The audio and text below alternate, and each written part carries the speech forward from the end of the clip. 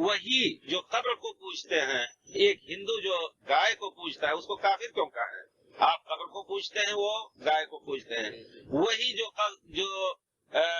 قبر کو پوجتے ہیں یا پتھر کو اور حجر سے اپنی مرادیں مانگتے ہیں، وہ مسیحی کو کہتے ہیں کافر ہیں، کیونکہ وہ حضرت عیسیٰ کو خدا مانتے ہیں۔ آپ بھی تو خدا کے خدائی صفات درختوں کو دے دیے ہیں اور قبروں کو دے دیے ہیں۔ تو حقیقت یہ ہے کہ مسلمانوں نے اس قرآن کو چھوڑ دیا۔